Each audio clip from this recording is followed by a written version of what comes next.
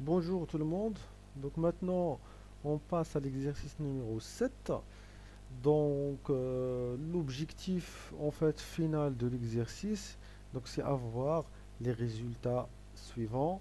Donc voilà, donc chaque personne ne devons avoir les mails suivants. Donc maintenant, la question que se pose, comment on va composer cet email et à partir de quel caractère pour obtenir comme les codes que nous avons ici. Donc je vais effacer les résultats que nous avons obtenus. Après, on va chercher cas par cas. Donc maintenant, l'email se compose des trois premiers caractères de nom. Si vous avez bien compris ici, donc il faut chercher trois premiers caractères. Donc on va le faire grâce à la fonction gauche. Ok, donc avec trois caractères. Le quatrième représente le code de la fonction. Ok. Le cinquième caractère est le code de l'ancienneté.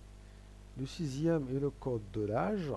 Et la suite d'email est arrobas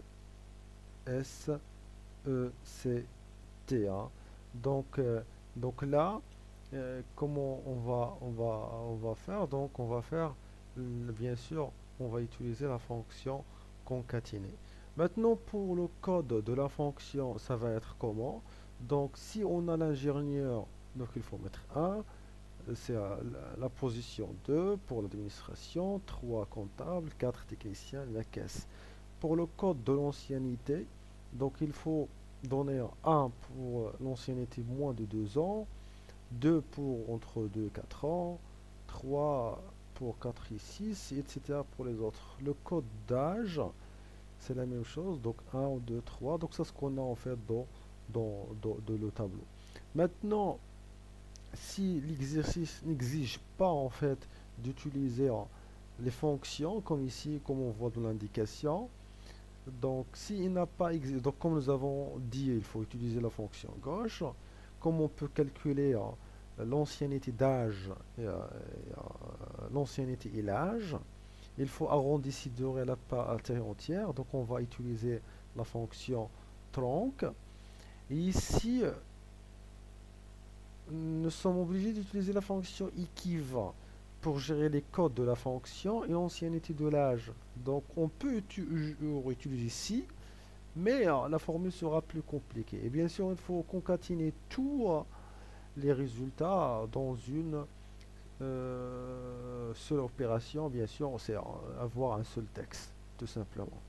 Donc, equiva, si on cherche, donc si je pense que c'est la fonction, nouvelle fonction, c'est la première fois qu'on va l'utiliser.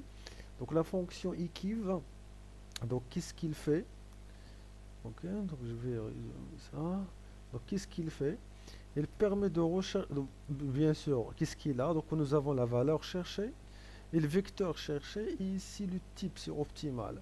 Donc qu'est-ce qu'il fait? Il permet de rechercher un élément spécifique dans une plage de celui où on voit la position relative de cet élément. Ok, parce que donc ça veut dire quoi? Ça veut dire, pardon, ça veut dire que si en fait, par exemple, le B9 égale le B9 égale ingénieur, donc c'est la position 1. Si B9 égale administrateur, c'est la position 2. Si égale comptable, c'est la position 3, donc etc. Ok, donc c'est la fonction equiv qui va faire cette opération. Maintenant, pour le type, si on a le 0, ça veut dire on va chercher la valeur exacte. Si on a 1, on va chercher la valeur la plus élevée, mais qui est inférieure de la valeur cherchée. Si on a le moins 1, ça veut dire on cherche la valeur la plus petite et qui est supérieure et égale de la valeur cherchée. Donc maintenant, on revient pour faire vite. Donc pour l'email, bien sûr, on va rassembler toutes les opérations. Donc on va faire concaténer, bien sûr. Donc la première étape, c'est quoi? Il faut concaténer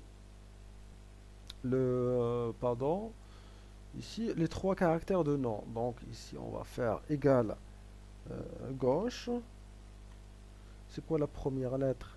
C'est c'est l'adresse, c'est A9, point virgule et 3.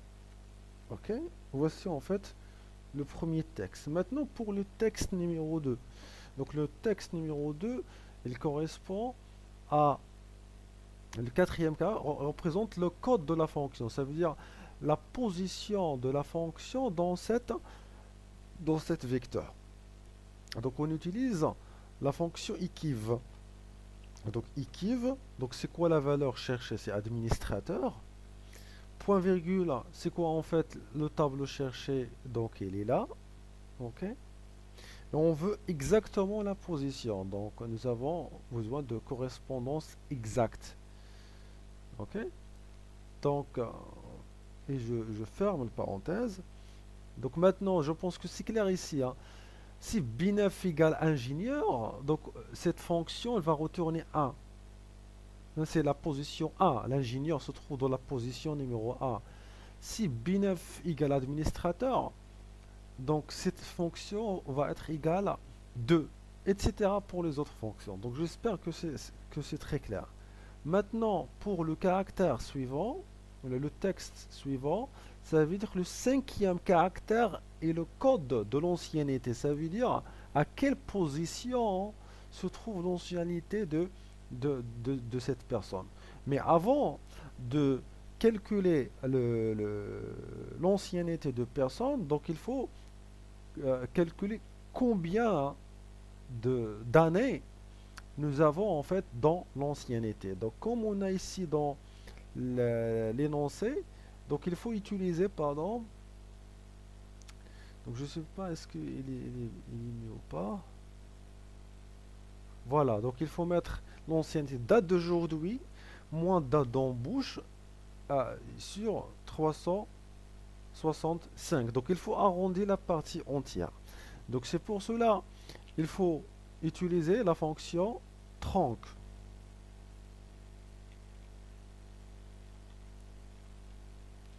Donc la fonction tronc, donc il va revenir à la partie entière. De quoi? Donc on utilise la formule qu'on a.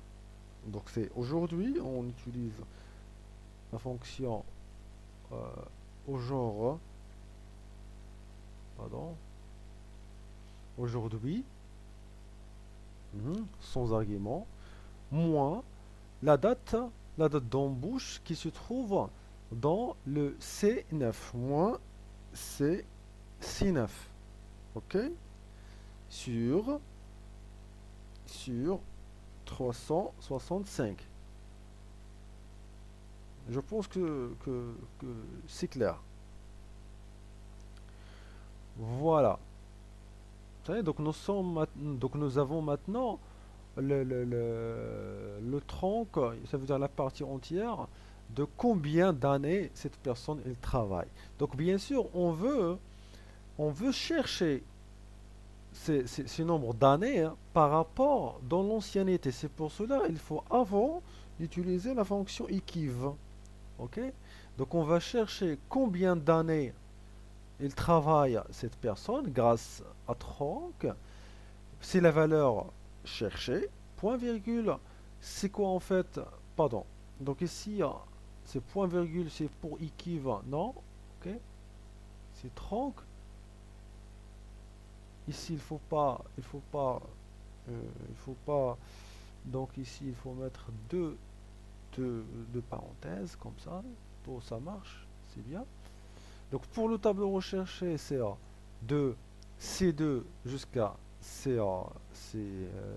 Mais ici, on ne veut pas que au moment de recopier que cette plage d'adresse change. Donc on va faire $C, $2, pardon,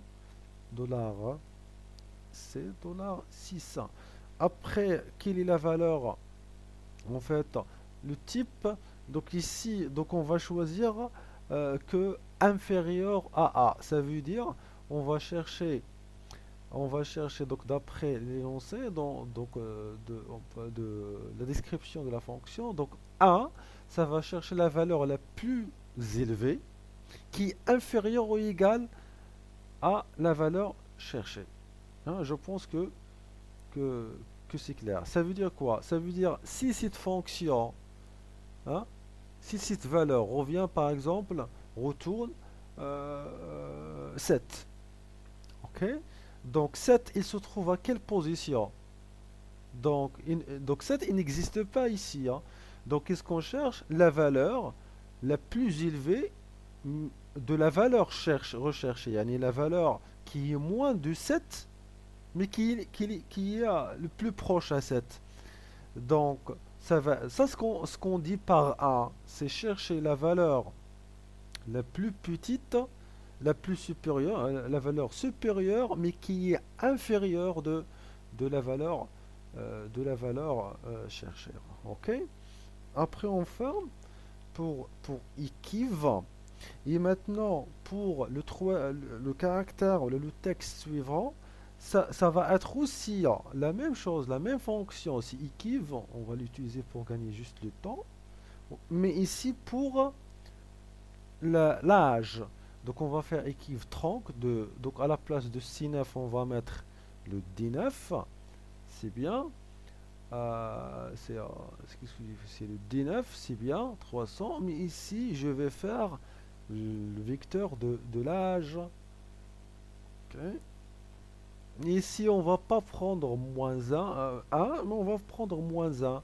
Ça veut dire que on veut l'âge qui est inférieur, pardon, donc l'âge qui est la plus petite, mais qui est supérieure ou égale à la valeur